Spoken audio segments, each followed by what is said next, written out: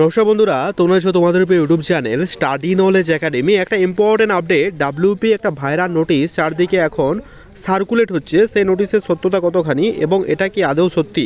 ঠিক আছে, ডাব্লিউপির টোটাল কতজন পাস করেছে? অ্যাপ্রক্স নাকি 19,000-এর মতো ক্যান্ডিডেট কিন্তু পাস করেছে, এমন একটা নোটিশ বা এমন একটা তথ্য চারদিকে ভাইরাল হচ্ছে।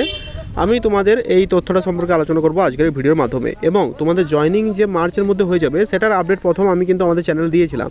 আর যারা টেলিগ্রাম চ্যানেলে আছো তারা তো জানতেই পেরে গেছো যে ফার্স্ট অফ অল আমরা আপডেট দিয়েছিলাম যে তোমাদের ফেব্রুয়ারির আমরা বলেছিলাম 28 তারিখ থেকে তোমাদের ইন্টারভিউ শুরু হচ্ছে, সেটা অফিসিয়ালভাবে 29 তারিখে দিয়ে দেওয়া হয় এবং তোমরা তো জানোই। ঠিক আছে, সেটা অফিসিয়ালভাবে প্রকাশিত হয়েছে। ঠিক আছে, ডাব্লিউপি যে জয়নিং, সে জয়নিং নিয়ে প্রথম কিন্তু আমরা ভিডিও আপলোড করেছিলাম এবং দেখা গেছিলো সেটা কিন্তু পরবর্তীকালে সেম মিলে গিয়েছিল। তোমরা যদি ভালো করে লক্ষ্য করো বা টেলিগ্রাম চ্যানেলে যাও দেখতে পাবে এটা কিন্তু একদম অথেন্টিক আপডেট ছিল।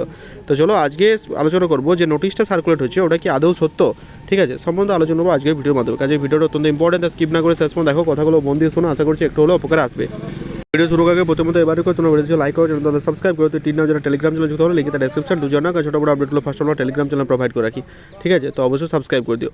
তো দেখতে পাচ্ছ এখন আমি আছি ডাব্লিউপির অফিসিয়াল ওয়েবসাইটে। কিছুদিন আগে একটা নোটিশ প্রকাশিত হয়, ইডাব্লিউএস নিয়ে যে সমস্যাটা ছিল সেই সমস্যাটা মিটে গেছে। এখানে বলা হয়েছে যে 23-24 সার্টিফিকেট ছাড়াও অনওয়ার্ড সার্টিফিকেট তুমি কিন্তু দিতে পাবে। ঠিক আছে, এটাই দোস্তুর, এটা ঠিক আছে, কোনো প্রবলেম নেই।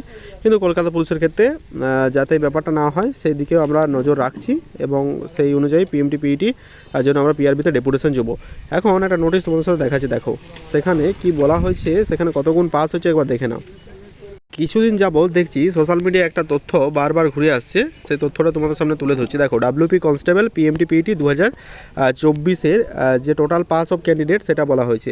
এখানে মেলদের যে ক্যান্ডিডেট সেটা হচ্ছে 14,278টি নাকি পাস হয়েছে, 14,278টি, আর ফিমেল হচ্ছে 4,300।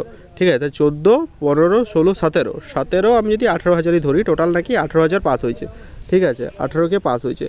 এই যে নোটিশটা প্রকাশিত এটা সম্পূর্ণ ফেক, এটা একদম তোমরা বিশ্বাস করো না, এটা একটা অযৌক্তিক এবং সম্পূর্ণ ফেক।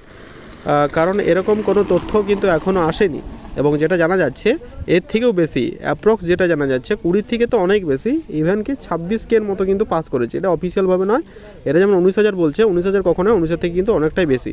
ঠিক আছে, এটা নিশ্চিন্ত থাকো, 19,000 নয়, 19,000 থেকে বেশি, মোটামুটি 25K প্লাস তোমরা ধরে থাকো।